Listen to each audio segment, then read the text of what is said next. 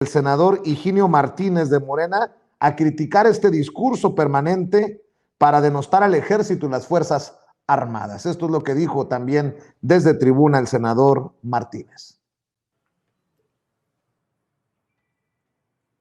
Gracias, presidenta. Podría dejar pasar la intervención de los senadores que me antecedieron, porque entiendo que es parte de un discurso permanente que hemos escuchado durante los 3 años, de ante una mención del ejército, de las Fuerzas Armadas, se viene aquí y se aprovecha el momento para decir que hoy nuestras Fuerzas Armadas prácticamente son lo peor que existe en este asunto.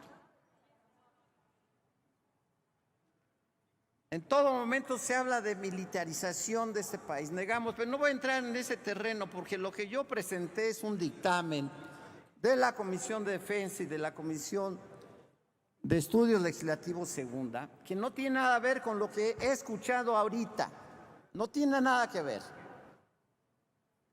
Con todo el cariño y respeto, mi querido Emilio, no tiene nada que ver lo que aquí se está proponiendo en el dictamen con el discurso permanente que se tiene para denostar al ejército, a la Fuerza Aérea.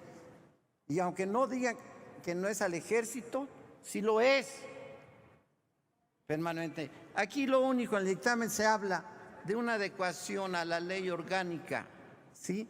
Hay una comandancia de la Fuerza Aérea, que tenga una comandancia del ejército. Son dos elementos de arma en la Secretaría de Defensa. Ese es el tema. Y hacer 2 comandancias generales, créale un Estado Mayor conjunto, en este caso. Si el día de mañana pasado, o yo no sé la historia, pero ustedes sí le saben la historia, porque siempre ha sido un civil en otros países y es un militar el secretario de la Defensa en este país, eso lo desconozco. Mañana no sé qué pueda pasar, pero hoy es lo único que está haciendo. ¿Por qué se aprovecha este elemento que no tiene nada más que organizar mejor las Fuerzas Armadas con una comandancia general que falta militarmente hablando, no civilmente, militarmente hablando, y crearle un Estado Mayor conjunto, que es lo correcto, que tenga la posibilidad de manejo militar de ambas fuerzas? Lo demás viene aquí a decirse que nosotros estamos militarizando el país o el presidente de ese país. Yo rechazo esa versión, no hay forma. Yo recorro mi estado, cuando menos mi estado, y yo quisiera ver, no al ejército de Chile, que muchos de aquí le aplaudirían si saliera el ejército como en Chile, ¿sí? O como en Argentina, o como en otros lugares. Yo quisiera, porque me lo pide la gente, yo no sé si ustedes recorren, los que hablaron, pero mi estado recorro y quisieran ver Fuerzas Armadas de cualquier nivel para darle la seguridad que requieren los ciudadanos y que hoy no existe, o que es muy difícil porque todos, en el ámbito federal, estatal o municipal, hay fallas en este caso. Entonces, no metamos al ejército, a las Fuerzas Armadas en temas que no tienen que ver con ese dictamen. Véanlo en otro momento, sigan el discurso anti-Obrador, sigan el discurso anti-4T, sigan el discurso anti-ejército, todo lo que quieran, pero no en este tema que no tiene nada que ver con eso, mi querido Emilio y senador Damián, no tiene nada que ver con lo que están diciendo, nada más.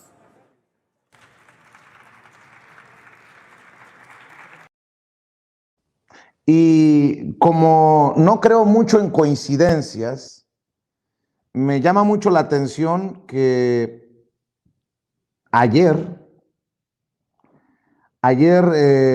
Aristegui Noticias publicara: la pacificación de AMLO es más letal que la guerra de Calderón. Imagínese usted. La letalidad del Ejército y la Guardia Nacional es más alta, 100%, y 28% a la registrada de forma correspondiente por castrenses y policías federales en tiempos de Felipe Calderón Hinojosa. No, pues al paso que vamos, van a querer que le ofrezcamos disculpas al comandante Borolas. Y yo pregunto, ¿se habrá investigado extensamente para determinar si las cifras en tiempos de Calderón estaban maquilladas o no? Yo siempre he tenido, fíjense, esa duda, y creo que es una duda válida. si en aquellos sexenios de Peña Nieto, de Calderón, se maquillaban o no las cifras. Esta investigación, este reporte que presenta Aristegui Noticias por Marco Antonio López, Nayeli Valencia, Scarlett Lindero, Abraham Rubio y Juan Luis García, dice, entre otras cosas, porque le voy a presentar a Emilio Álvarez y Casa, que toma en cuenta seguramente estas investigaciones, dice: una solicitud de transparencia hecha para este reportaje revela que durante la gestión del presidente Andrés Manuel López Obrador, 93 civiles han sido ejecutados a manos de la Guardia Nacional de julio de 2019 a junio de 2021, de acuerdo con información proporcionada por las coordinaciones estatales de esa institución, diseñadas para ejercer la autoridad policial en las entidades federativas.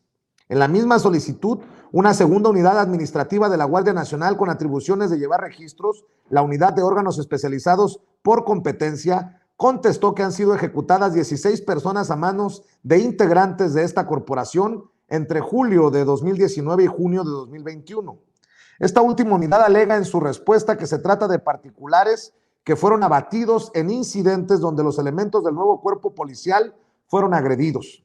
Desde el inicio de la presencia de la Guardia Nacional en las calles en el segundo semestre de 2019 hasta el fin del primer semestre de 2021, el índice de letalidad de sus elementos, una metodología que ayuda a conocer la gravedad del uso de la fuerza letal y que fue utilizada para este reportaje por los autores del mismo, se ubica en 3.5 civiles muertos por cada civil herido en estos enfrentamientos, de acuerdo con los datos de las coordinaciones estatales.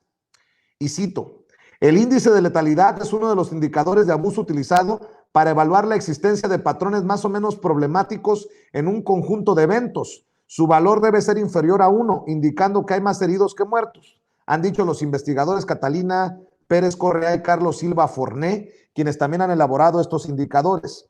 El índice de letalidad del nuevo cuerpo policial es 55.25% menor al registrado por la Policía Federal en el mismo periodo del expresidente Peña Nieto y 28.3% más que el registrado de la Policía Federal en el mismo periodo de Felipe Calderón, según el registro de las coordinaciones estatales de la Guardia Nacional.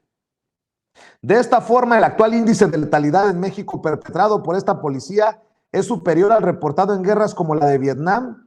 Por favor, no vayamos por ese camino, hombre. Emilio Álvarez y Casa comparando a López Obrador con Hitler y estos reporteros comparando el actual índice de letalidad en México perpetrado por la policía con guerras como la de Vietnam y el conflicto entre Israel y Líbano, según cifras recogidas en el monitor del uso de la fuerza letal en América Latina, un estudio comparativo de Brasil, Colombia, El Salvador, México y Venezuela publicado en 2019.